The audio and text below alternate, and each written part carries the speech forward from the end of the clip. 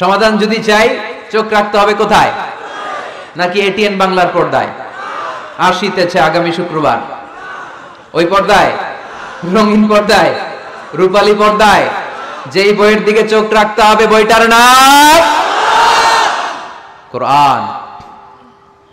Quran, preface of the book, মানব সমস্যার সমাধান, সব কিছুর সমাধান এই সূরার ভেতরে দিয়ে দিয়েছে কে? এজন্য নতুন করে আল্লাহ কিছু বলবে না। পাকন্দিয়ার ভাইয়েরা, এই মোবাইলের ভেতরে কোরআনের অ্যাপস ঢুকাবো আজকে আমরা, আজকেই, কালকে না। যাই লোকজন দৌড়ে এসে বলে হুজুর কোরআনের কথা শুনে পরিবর্তন হয়েছে, আমি আপনার কোরআন ক্লাসের ছাত্র। ওই দিন এয়ারপোর্টে পুরো ফ্যামিলি, বাবা মা ভাই বোন ছেলে পেলে এসে বলে আমাদের পুরো ফ্যামিলিটা আপনার তাফসীর ক্লাসের ছাত্রছাত্রী।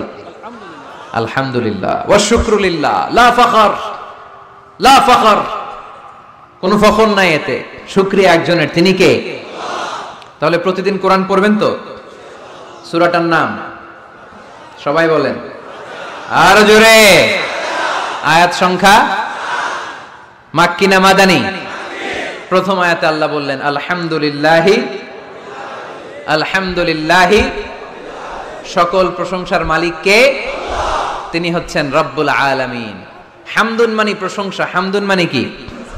আর আলহামদু মানে সব প্রশংসা, সকল প্রশংসা। প্রশংসা হয় সুন্দরের, প্রশংসা হয় আল্লাহর চেয়ে সুন্দর কেউ আছে? ইন্নাল্লাহা জামিল ইউহিব্বুল জামাল, আল্লাহ সুন্দর, সুন্দরকে পছন্দ করে কে?